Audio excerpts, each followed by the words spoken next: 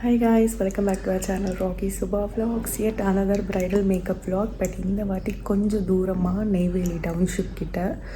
So இங்கேருந்து எனக்கு ஒரு 4 to 5 hours ஆகும். ஃபர்ஸ்ட் வந்து பாப்பாவை கூப்பிட்டு போகலான்னு நினச்சோம். பட் அங்கே பிளேஸ் எப்படி இருக்குதுன்னு தெரியல, கிளையண்ட் ரூம் எப்படி அரேஞ்ச் பண்ணுறாங்கன்னு தெரியல, எதுவுமே அவங்க எனக்கு கிளியர் பிக்சர் கொடுக்கல. பட் முதல்ல மண்டபத்துலேயே நீங்கள் வந்து அந்த ஒரு பெரிய ஹால் எடுத்திருக்கோம், அங்கே தான் எல்லோரும் ஸ்டே பண்ணுற மாதிரி இருக்கும் அப்படின்னாங்க. பட் நான் சொன்னேன் எனக்கு செப்பரேட் ரூம் வேணும் மேடம். ஸோ நாங்கள் டயர்டாக ஒர்க் பண்ணுறோம், அட்லீஸ்ட் எங்களுக்கு அந்த தூங்குற அந்த ஒரு 3-4 hours அது நிம்மதியாக தூங்கணும், செப்பரேட் ரூம் டெஃபினட்டாக வேணும்னு சொல்லிட்டு நான் எல்லா கிளைண்ட்ஸ் கிட்டேயுமே அவுட் ஸ்டேஷனாக இருந்தால் கேட்டுருவேன். அப்படி தான் நான் இவங்ககிட்டையும் கேட்டேன், பண்ணியிருக்கேன் நாங்கள். பட் அங்கே போயிட்டு என்ன சொதப்பல் நடக்கும் என்னன்னு தெரியாது. பட் குழந்தையும் கூட்டிகிட்டு போயிட்டு அங்கே போய் இன்ஃபெக்ஷன் அந்த மாதிரி ஏதாவது ஆச்சுன்னா நம்மளால் மேனேஜ் பண்ண முடியாது. அந்த யாராவது ஒரு எல்டர் ஹெல்ப்பும் தேவை. ஸோ இங்கேருந்து நான் யாரையும் கூட்டிகிட்டும் போக முடியாது, எல்லாேருக்கும் வேலை இருக்குது. ஸோ அதனால் பாப்பாவை நான் இங்கே தான் விட்டுட்டு போகிறேன். நான் எல்லாமே எப்படியாச்சும் இருந்துருவான், ஒன் டே அப்படின்னா மேனேஜபிளாக இருந்துருவான். ஸோ பிரச்சனை இல்லை. அதனால் வந்துட்டு அக்கா வீட்லேயே விட்டுட்டு போனால் அம்மா இருக்காங்க. ஸோ அப்படி இப்படி பக்கத்து பக்கத்தில் எல்லோரும் இருக்காங்க, ஒருத்தர் ஹெல்ப் பண்ணி அவனை மேனேஜ் பண்ணி பார்த்துட்ருவாங்க. ஸோ பிரச்சனை இல்லைங்கிறதுனால ஸோ அந்த ஒரு முடிவுக்கு வந்துட்டோம். ஸோ பாப்பாவை கூட்டிகிட்டு போகல, அதுவே பெரிய கஷ்டமாக இருக்குது. எப்படி அந்த ஒன் டே இருக்க போகிறோம் அப்படின்னே தெரியல. பட் ஒர்க் என்ன பண்ணுறது, ஸோ அதனால் வந்துட்டு மேனேஜ் பண்ணி தான் ஆகணும். ஸோ அசிஸ்டண்ட் ஆஸ் யூஷுவல் என் கூட வர எப்பவும் போல் ஹேர் ஸ்டைலிஸ்ட் வந்து வராங்க. ஸோ அவங்களையும் கூட்டிகிட்டு இந்த வீடியோ வந்து அதை பற்றி தான் இருக்க போகுது. ஸோ என்ன நடக்குது, எங்கே ஸ்டே பண்ணுறோம், அந்த என்வாயன்மெண்ட் எப்படி இருக்குது, ப்ரைடு எப்படி இருக்காங்க, அவுட்புட் எப்படி வரப்போகுது சொல்லி தான் இந்த வீடியோவில் பார்க்க போகிறீங்க. ஸோ ஸ்கிப் பண்ணாமல் பாருங்கள். வாங்க வீடியோக்குள்ளே போகலாம். நான் இதுக்கு முன்னாடி ஒரு ப்ரைடல் மேக்கப் போயிருந்தேன் நேற்றுக்கு. ஸோ அப்போவே நான் 2 செட் ஆஃப் ப்ரஷஸ் எல்லாம் க்ளீன் பண்ணி இந்த ப்ரைடு எல்லாத்துக்கும் தேவையான எக்ஸ்டென்ஷன்ஸ் எல்லாமே நம்ம வந்து பார்த்துருப்பீங்க, நம்ம ஷாப்பில் வாங்கி அரேஞ்ச் பண்ணியாச்சு. அதனால் பெருசாக எதுவும் அரேஞ்ச்மெண்ட்டுக்கு வேலை கிடையாது. ஸோ எல்லாமே காரில் ரெடியாக வச்சுட்டோம் நேற்றுக்கு. So 1 set pack of dress மட்டும் எடுத்துகிட்டு தான் நாங்கள் ஹேண்ட் லக்கேஜ் வந்து போக போகிறோம். ஸோ அது மட்டும்தான். அதனால் இன்றைக்கி மேக்கப் லக்கேஜ் என்னால் காமிக்க முடியாது, ஆல்ரெடி காரில் எடுத்து வச்சாச்சு. ஸோ அப்படியே தான் போக போகிறோம். ப்ரைடை கேட்டப்போ 11:30-12 மணிக்கு தான் கிளம்புவேன்னு சொன்னாங்க. ஆனால் ரிசப்ஷன் வந்து 5:30-6 மணிக்குள்ளே ரெடி ஆகணும்னாங்க. அவங்க வரத்துக்கே 4-5 மணி நேரம். டிராஃபிக்காக இருந்தால் இன்னும் லேட் ஆகும், தயவு செஞ்சு சீக்கிரம் கிளம்புங்க அப்படின்னு. அவங்க என்ன 3-3:30 மணிக்கு இருக்கிற மாதிரி வர சொன்னாங்க. ஸோ நான் அதுக்கேற்ற மாதிரி கிளம்பலாமேன்னு பார்த்தா கொஞ்சம் குழந்தையெல்லாம் ரெடி பண்ணி கூப்பிட்டு போகவே லேட் ஆகிடுச்சு. ஸோ ஒரு 11 மணிக்கு நான் கிளம்பினேன். போகிற வழியில் வந்து எங்கள் கார் புது காருங்கிறதுனால ஃபாஸ்டேக் வந்து நாங்கள் இது பண்ணலை. ஸோ அதுக்கும் நாங்கள் வந்து ரீசார்ஜ் பண்ணி ஃபாஸ்டேகை வந்து ஒட்டிட்டு நாங்கள் வந்து கிளம்பியாச்சு. இல்லைனா நம்ம டோலில் வந்து எக்ஸ்ட்ரா பே பண்ணுற மாதிரி இருக்கும். அப்புறம் என்ன பண்ணோன்னா, போகிற வழியில் லஞ்சு சாப்பிட்லான்னு சொல்லிட்டு எப்போவுமே நாங்கள் ஊருக்கு போனால் ஒரு ஹோட்டலில் சாப்பிடுவோம்னு சொல்லி நான் நிறைய வீடியோஸில் சொல்லியிருக்கேன். அதே ஹோட்டலில் தான் வந்து லஞ்சு சாப்பிட்டோம். நான் ரொம்ப ஹெவியாக இருக்க வேணாம், சப்பாத்தி மட்டும் சாப்பிட்டேன். ஸோ எல்லாருக்கும் அசிஸ்டண்ட்டுக்கும் வாங்கி கொடுத்துட்டு 3 பேரும் கிளம்பியாச்சு. என்னன்னு தெரில, அன்றைக்கின்னு பார்த்து எல்லா ரூட்டும் செம்ம டிராஃபிக்கு. எனக்கே ரொம்ப டென்ஷன் ஆகிடுச்சு, அந்த இடத்துக்கு நம்ம கரெக்டாக போயிட முடியுமான்னு. பட் ப்ரைடும் சென்னையிலேருந்து வரதுனால டெஃபினட்டாக நம்மளுக்கு அப்புறம் தான் அவங்க கிளம்பியிருப்பாங்க, அவங்களுக்குமே டிராஃபிக் இருக்கும். ஸோ டைமுக்குள்ளே வந்து அவங்களுமே கொஞ்சம் லேட் தான் ஆகும்னு சொல்லி நாங்கள் 2 பேருமே டென்ஷன் ஆகிட்டோம். ப்ரைடுமே வந்து அப்பப்போ கனெக்ட் பண்ணி பேசிட்டு தான் இருந்தேன். எல்லா இடத்துலையும் டிராஃபிக்கு, டோல்லேருந்து எல்லாமே அப்படி நிற்குது. ஸோ எல்லாமே ஃப்ரஸ்ட்ரேஷன். ஸோ இந்த மாதிரி ஒரு அவுட் ஸ்டேஷன் காரில் போகிறோன்னா நம்ம ஒரு 3-4 hours நம்ம வந்து ப்ரேயராக கிளம்பிடணும். ஸோ ஒரு டிராஃபிக் இருந்தால் கூட நம்மளால் மேனேஜ் பண்ண முடியும்.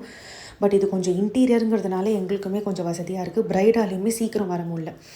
பட் நாங்கள் வந்து ஒரு 3:50 போல் நாங்கள் வந்து லொக்கேஷனை ரீச் பண்ணிட்டோம். பட் எங்களால் கரெக்டான லொக்கேஷனை கண்டுபிடிக்க முடியல. ப்ரைடுக்கு கால் பண்ணுறேன், எடுக்கவே இல்லை, கால் போல், நெட்டும் ஆஃபில் இருக்குது. ஸோ நான் வந்து சரி இன்றைக்கி காலி போல் நம்ம, ஏன்னா ஆல்ரெடி மணி 4 ஆகிடுச்சு, 6 மணிக்கு ரிசப்ஷன் ஸ்டார்ட் ஆகுதுன்னாங்க. நம்ம என்ன பண்ணுறதுன்னு தெரில. ஸோ இவர் தான் மாப்பிள்ளை. அதுக்கப்புறம் இவரை காண்டாக்ட் பண்ணேன், இவர் வந்தார். வந்துட்டு அங்கேருந்து ஒரு 2 minutes தான் எங்களை வந்து கூட்டிகிட்டு போயிருந்தார். நான் முன்னாடியே சொன்ன மாதிரி செப்பரேட் ரூம் கேட்டிருந்தேன்னு சொன்னேன். ஸோ இந்த மாதிரி ஒரு கெஸ்ட் ஹவுஸ் மாதிரி எங்களை கூப்பிட்டு போனார். வெளிலேருந்து பார்க்க ரொம்ப சிம்பிளாக இருந்தது, ஆனால் மேலே போனால் செம்ம யூனிக்காக இருந்தது. டிஃப்ரெண்ட்டாக அவங்க பண்ணியிருக்கிற செட்டப். புது கெஸ்ட் ஹவுஸாக இப்போ தான் வந்து ரெனோவேட் பண்ணி கட்டிகிட்ருக்காங்க. ஸோ இடமே பார்க்க ரொம்ப பீஸ்ஃபுல்லாக, காமாக, அமைதியாக, செம்ம சூப்பராக இருந்தது. ஸோ அதை தான் வந்து நான் இப்போ வந்து காமிச்சிருக்கேன். இது வந்து தென்னை மாதிரி, நான் வந்து இது கோவில் நினச்சேன், பட் அப்படி கிடையாது. வெளியில் வந்து உட்கார டீ காஃபி குடிக்கிறதுக்காக அந்த மாதிரி வந்து பண்ணியிருக்காங்க. அதுக்கப்புறம் இந்த பக்கம் எந்த பண்ணியிருக்காங்கன்னு தெரியல. இதுவுமே கெஸ்ட் ஹவுஸ் வந்து ஒரு ரெஸ்டாரண்ட் மாதிரி நினைக்கிறேன். ஒரு மாதிரி ட்ரெடிஷ்னல் டச்சாக நல்லா இருந்தது. இந்த பக்கம் தான் நம்ம தங்குற ரூம், ஷேரிங் ரூம் மாதிரி. இது பார்த்திங்கன்னா ஹால். இதில் ஒரு காமன் பெட் இருக்குது, பெரிய பெட். எல்லாமே வந்து king size bed with AC, water இருந்தது. இது ஒரு ரூம். இதுவுமே பெரிய ரூம் வித் ரெஸ்ட் ரூம்.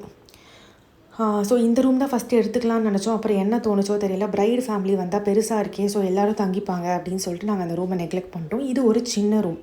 இதுலேயுமே மிரர் வச்சு வெறும் ஒரு பெட்டு தான், வாஷ்ரூம் கிடையாது. அதுக்கப்புறம் போக போகிறது தான் எங்கள் ரூமு. ஸோ இந்த ரூம் தான் வந்து நாங்கள் ஸ்டே பண்ணோம். ஒரு சோஃபாவும் போட்டிருந்தாங்க. ஸோ காம்பேக்டாக நல்லா இருந்தது. நாங்கள் 3 பேர் இந்த ரூமையே எடுத்துக்கிட்டோம். வித் ரெஸ்ட் ரூம் இருந்தது. ரெஸ்ட் ரூம் செம்ம நீட் அண்ட் க்ளீனாக இருந்தது. நாங்கள் இவ்வளோ தூரம் இருக்கும் சத்தியமாக எக்ஸ்பெக்ட் பண்ணவே இல்லை. வித் ஏசி ரீச்சும் சூப்பராக இருந்தது. நல்ல வேளை அந்த பெரிய ரூம் எடுக்கலாம், அதில் சுத்தமாக ஏசி இல்லை. பிகாஸ் ப்ரைடுக்கு நாங்கள் அங்கே தான் மேக்கப் போட்டோம். ஸோ நான் இந்த ரூமில் இருந்தோம். நாங்கள் பக்கத்தில் ப்ரைடோட ஃப்ரெண்டு இருந்தாங்க. நைட்டு வாசலில் வந்து யாரோ குரூமோட ஃப்ரெண்டாக என்னன்னு தெரியல, 2-3 பசங்க இருந்தாங்க.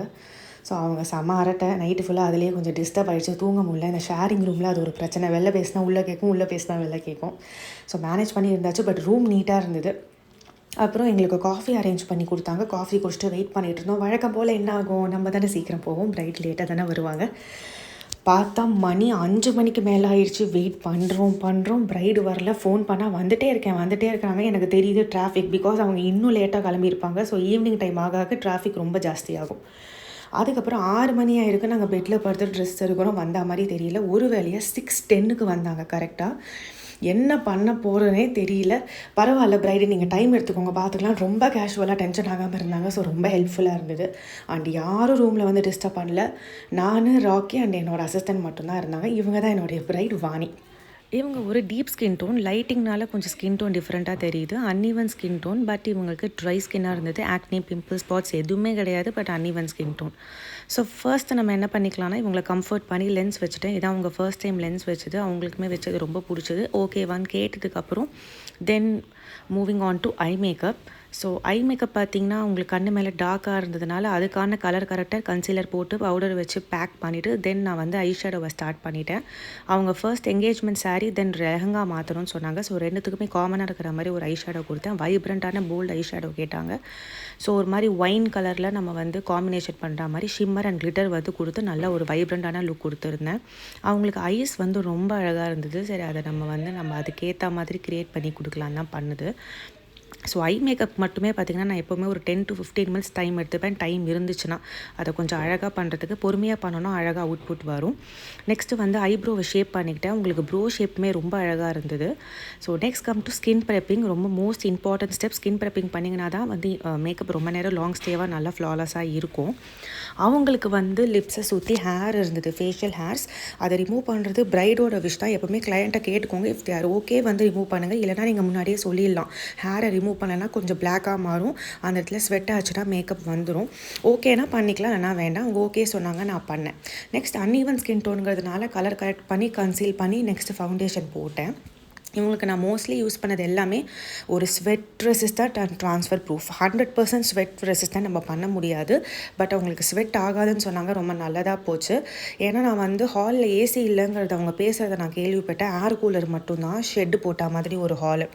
பட் பிரைட் ஏசி இருக்குன்னு நினச்சிட்டு இருக்காங்க. சின்ஸ் அவங்க சென்னையிலேருந்து வந்ததுனால அவங்களுக்குமே இங்கே எதுவுமே ஐடியா கிடையாது, பிளாங்காக இருந்தாங்க. பட் வந்து நம்மளுக்கு கேஷுவலாக டைம் கொடுத்தாங்க. ஸோ நம்மளுமே வந்து மேக்ஸிமம் ஒரு 1 ஹவர்க்குள்ளேயே அவங்க லுக்கை நம்ம வந்து முடிச்சாச்சு. ஸோ பேஸ் முடிச்சதுக்கப்புறம் பார்த்தீங்கன்னா உங்களுக்கு பெருசாக காண்டர் கொடுக்கல. ஆல்ரெடி அவங்க ஃபேஸ் ரொம்ப ஸ்லிம்மாக இருந்ததுனால நோஸை மட்டும் காண்டர் பண்ணேன். அப்புறம் highlighting and blush, liquid blush போட்டுட்டு அதுக்கப்புறம் பவுடர் ப்ளஷ் கொடுத்தேன். ஸோ பவுடர் வச்சு நல்லா செட் பண்ணி ஒரு ட்ரான்ஸ்ஃபர் ப்ரூஃப் பேஸை நான் க்ரியேட் பண்ணிட்டேன். அதுக்கப்புறம் பேஸ் முடிச்சதுக்கப்புறம் ஐ கீழே வந்து காஜல் போட்டு அவங்களுக்கு கண் அழகாக இருந்ததுனால விங்ட் ஐலைனர் கொடுத்தா நல்லா இருக்குமேன்னு கொடுத்துட்டு நம்ம மஸ்காரா போட்டுட்டு லேஷஸ் வச்சு அவங்க ஐஸை வந்து சூப்பராக டிஃபைன் பண்ணியாச்சு. நீங்கள் பார்த்தீங்கனாலே தெரியும், செம்ம அழகாக இருந்தது அவங்க ஐஸு. அதுக்கப்புறம் வந்துட்டு நம்ம ஹைலைட்டர்ஸ் கொடுத்தோம். எப்போவுமே இந்த மாதிரி dusky tones, deep tone, chocolate ஸ்கின்னுக்குலாம் பார்த்திங்கன்னா அதுக்கேற்ற மாதிரி நம்ம ஹைலைட்டர்ஸ் கொடுத்தா தான் நல்லாயிருக்கும். ஃபேர் ஸ்கின் டோன்ஸ்க்கு யூஸ் பண்ணுற மாதிரி ஹைலைட்டர்ஸ் கொடுக்கக்கூடாது. அவங்க ஹேருக்கு கேர்ள்ஸ் கேட்டிருந்தாங்க. ஃப்ரண்ட்டில் செம்ம ஸ்ப்ளிட்டன்ஸ். அவங்க ஹேர் சுத்தமாக வேக்ஸ் எது போட்டுமே வந்து கொஞ்சம் கூட படியவே இல்லை. ஏதோ ஒன்று ட்ரை பண்ணி அழகாக அவங்க ஃபேஸ்க்கு ஏற்ற மாதிரி நாங்கள் பண்ணி கொடுத்தாச்சு. எல்லாமே நம்மக்கிட்டேயே விட்டுட்டாங்க. எதுவுமே வந்து எங்களை டிஸ்டர்பே பண்ணல. நீங்கள் என்னை அழகாக பண்ணி கொடுத்தா போதும் அப்படின்ட்டாங்க. என் ஸ்கின் டோனில் என்னை கொஞ்சம் ப்ரைட்டாக காமிங்க போதும், ரொம்ப வெள்ளெல்லாம் பண்ண வேணாம் அப்படின்னு சொல்லிட்டாங்க. எனக்குமே வந்து ஒயிட்டாக பண்ணுறதுல உடன்பாடு கிடையாது. அவங்க ஸ்கின் டோன்லேயே ப்ரைட்டாக காமிக்கிறத மட்டும்தான் நான் சஜஸ்ட் பண்ணுவேன். ஸோ அதே மாதிரி வந்து பண்ணி கொடுத்தாச்சு. ஸோ டச் பண்ணி பார்த்ததுல சுத்தமாக ட்ரான்ஸ்ஃபர் ஆகலை பேஸு. ஸோ இப்போ அவங்க ஏசியில் நின்னாலுமே அவங்க ஸ்வெட் ஆகாதுன்னு சொல்லிட்டாங்க. ஸோ கண்டிப்பாக வந்து மேக்கப் நம்மளாக வந்து ரிமூவ் பண்ணுற வரைக்கும் போகாது.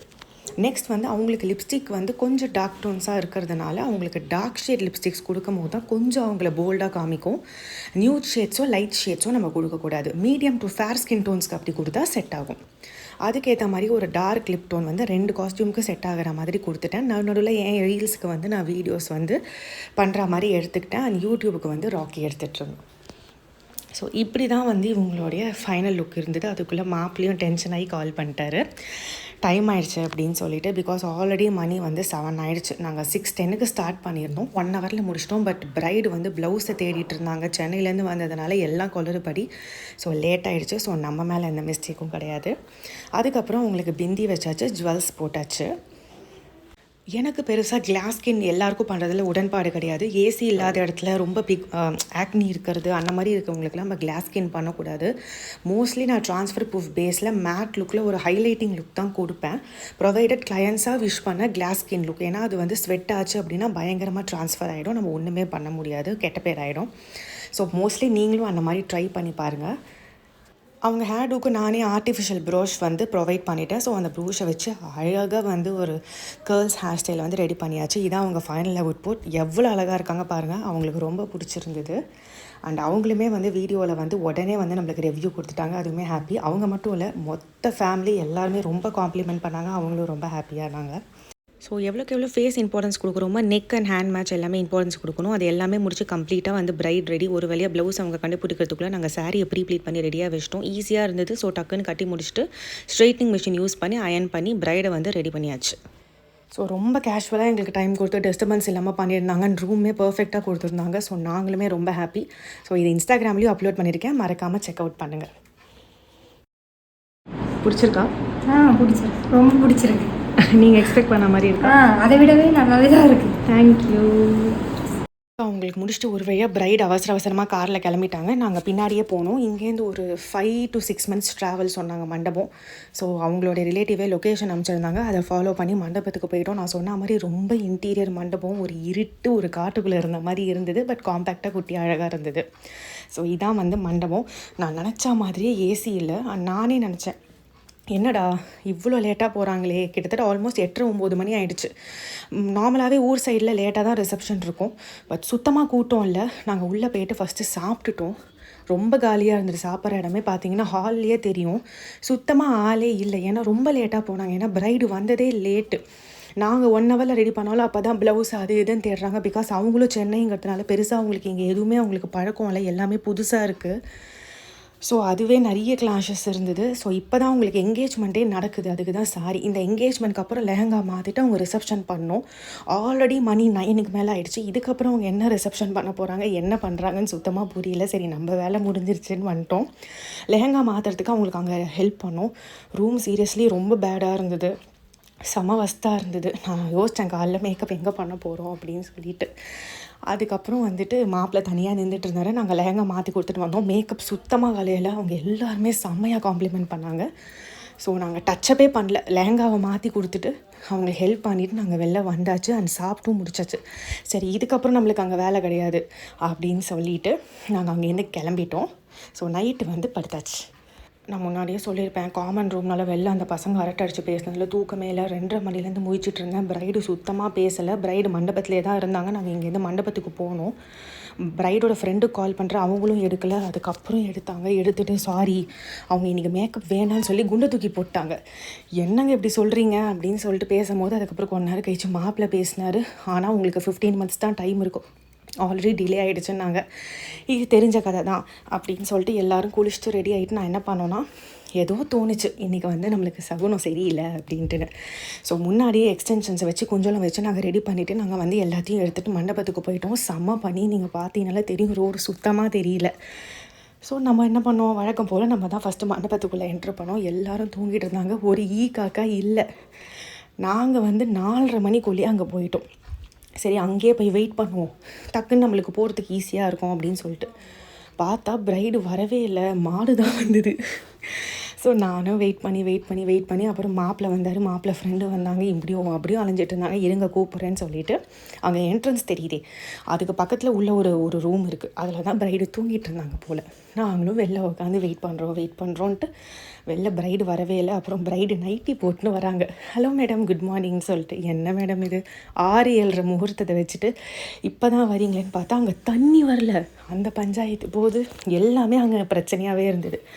அப்புறம் கல்யாணம் பண்ணி வைக்கிற இவர் வந்துட்டார். அவர் வந்து கத்தி என்ன நடக்குது, இது எதுவுமே ப்ரிப்ரேஷன் நடக்கலையான்னு செம்ம கத்த ஆரம்பிச்சிட்டாரு. அதுக்கப்புறமா தான் அங்கே கொஞ்சம் பரபரனே ஆச்சு. ஏன் லேக் அப்படின்னு தெரியல. எதுவுமே அங்கே 6-7 முகூர்த்தம்லாம் ரெடி பண்ணி வைக்கணும், ரெடி ஆகணும்னு யாருமே யோசிக்கவே இல்லை. பொண்ணு சைடில் எல்லாம் சென்னைங்கிறதுனால அவங்க திணறாங்க. மாப்பிள்ளை சைடில் ஒன்றுமே சொல்லலை. வழக்கம் போல் எப்போ வந்தாங்க, 6:30க்கு தான் நம்மக்கிட்ட ப்ரைடு வந்தாங்க. எண்ணெய் நலங்கு வச்சுட்டு குளிச்சுட்டு. மாப்பிள்ளை வீட்டு சைடில் எண்ணெய் நலங்கு கம்பல்சரி வைக்கணுங்கிறாங்க, பொண்ணு வீட்டு சைடில் டைம் ஆயிடுச்சுங்கிறாங்க. பண்ணி வைக்கிறவனு கத்துறாரு. ஸோ எங்களுக்கு ஒரு 15 மினிட்ஸ் இருந்த டைமில் டக்குன்னு ஒரு கன்சீலர், ஒரு காம்பேக்ட், ஒரு காஜல், ஒரு மேட் ஐலைனரில் ஷிம்மர் போட்டுட்டு நான் வந்து டக்குன்னு முடிச்சிட்டேன். உட்காந்துட்டு இருக்கும் போதே சாரியை முன்னாடியே கட்டிட்டேன். ஸோ உட்காந்துட்டு இருக்கும் போதே ஸ்ட்ரைட்டிங் மிஷினை வச்சு அயன் பண்ணி ஜுவல்ஸ் போட்டு விட்டுட்டேன். ஸோ முன்னாடியே நாங்கள் எக்ஸ்டென்ஷனை ரெடி பண்ணதுனால டக்குன்னு அவங்க ஹேர் ஷார்ட்டாக இருக்கிறதுனால ஒரு கொண்டை போட்டு விட்டு அட்டாச் பண்ணி பூவை வச்சாச்சு. ஸோ 15 மினிட்ஸில் பர்ஃபெக்டாக அவங்கள ரெடி பண்ணி நாங்கள் அனுப்பிச்சாச்சு. எனக்கு ஆல்ரெடி ஆப்ரேஷன் இருக்கிறதுனால அங்கே டேபிள் கூட இல்லை. ராக்கியை பக்கத்தில் வச்சுட்டு கையில் எல்லாத்தையும் வச்சுக்கோன்னு ஒரு டச்சப் கிட்டுன்னு வச்சுருப்பேன். அந்த டச்சப் கிட்டை வச்சு மொத்த மேக்கப்பையும் முடிச்சுட்டேன். ஸோ அந்த டச்சப் கிட்ட என்னென்ன வேணும்னு சொல்லிட்டு நான் செப்பரேட்டாக ஒரு ஷார்ட்ஸ் போடுறேன். ஸோ தட் இந்த மாதிரி சீக்கிரமாக மேக்கப் பண்ணோம் அப்படிங்கிறவங்களுக்கு யூஸ் ஆகும். ஸோ ஒரு பர்ஃபெக்டான ட்ரான்ஸ்ஃபர் ப்ரூஃப் லுக்கை 15 மினிட்ஸில் ரெடி பண்ணி ப்ரைடாக அனுப்பிச்சாச்சு. ஸோ இதான் ப்ரைடோட ஃபைனல் லுக்கு. எடுக்கிறதுக்கு கூட டைம் இல்லை, ஓட்டாங்க. ஏன்னா ஆல்ரெடி 7 முகூர்த்தம், 6-7:30 முகூர்த்தம். இதுக்கப்புறம் அவங்க ரிச்சுவல்ஸ் முடிச்சு எப்போ தாலி கட்டுவாங்கன்னு எனக்கு தெரியல. ரொம்ப டிலே ஆகிடுச்சு. ஸோ டக்குன்னு எல்லாத்தையும் பண்ணிகிட்டு இருந்தாங்க. ப்ராப்பராக பண்ணாங்களான்னு தெரியல. ரொம்ப சேடாக போச்சு. அதுக்கப்புறம் நம்ம என்ன பண்ணோம், பேமெண்ட்டை வாங்கிட்டு அங்கேருந்து பாய் சொல்லிட்டு கிளம்பியாச்சு. ஏன்னா அங்கே இருந்தோன்னா இதுக்கப்புறம் நம்மளுக்கு தலைவலி வந்துடும். ஏன்னா சுத்தமாக ஏசி இல்லை, எனக்கு வாமிட் வர ஆரம்பிச்சிருச்சு. ஸோ சஃபகேட்டிங்காக இருந்தனால கிளம்பியாச்சு. செம பண்ணி சூப்பர் கிளைமேட்டு என்ஜாய் பண்ணி ஜாலியாக காரில் வந்து கிளம்பிட்டோம். நிறைய பேர் இந்த மாதிரி ஊர் சைடில் இருக்கிறவங்க என்ன நினைக்கிறாங்க, மேக்கப் ஆர்டிஸ்ட் இவங்க படிக்காதவங்க அதுக்கு தான் இப்படி வராங்கன்னு. கண்டிப்பாக கிடையாது. எல்லாருமே இப்போ குவாலிஃபைட் டிகிரி படிச்சுட்டு கம்பெனியில் ஒர்க் பண்ணி முடியாமல் பிஸ்னஸ் மேலே இன்ட்ரெஸ்ட் இருக்கிறதுனால, மேக்கப்பில் இன்ட்ரெஸ்ட் இருக்கிறதுனால தான் இந்த ஃபீல்டுக்கு வரும். ஸோ அவங்கள வந்து நம்ம கொஞ்சம் மரியாதையாக ட்ரீட் பண்ணோன்னா அவங்களுக்குமே ஹாப்பியாக இருக்கும். ஏன்னா அவங்க நம்மளுக்காக தான் ஆல் த்ரூ த வே கிளம்பி கஷ்டப்பட்டு என்ன கஷ்டம் இருந்தாலும் குழந்தைய விட்டுட்டோ, என்ன பர்சனல் கஷ்டம் இருந்தாலும் விட்டுட்டு பண்ணுறாங்க. ஸோ அந்த மரியாதையை கொடுத்தா நல்லாயிருக்கும். ஸோ டக்குன்னு மூஞ்ச சொல்லிக்கிறதோ மூஞ்ச காமிக்கிறதோ பண்ணும்போது ரொம்ப கஷ்டமாக இருக்குது. ஸோ கிளையன்ட்ஸ் ஆர் பிரைடு தயவு செஞ்சு அதை பண்ணாதீங்க. பட் இந்த ஈவெண்ட்டில் எனக்கு எதுவுமே நடக்கலை. பட் பொதுவாகவே நான் அந்த மாதிரி வெளியூர் போனேன்னா நிறைய கஷ்டப்படுற மாதிரி நடக்கும். மனசு கஷ்டத்தோடு தான் கிளம்புவேன். ஸோ இந்த வீடியோ வந்து உங்களுக்கு பிடிச்சிருக்கோம் நம்புகிறேன். நெக்ஸ்ட் வீடியோவில் பார்க்கலாம்.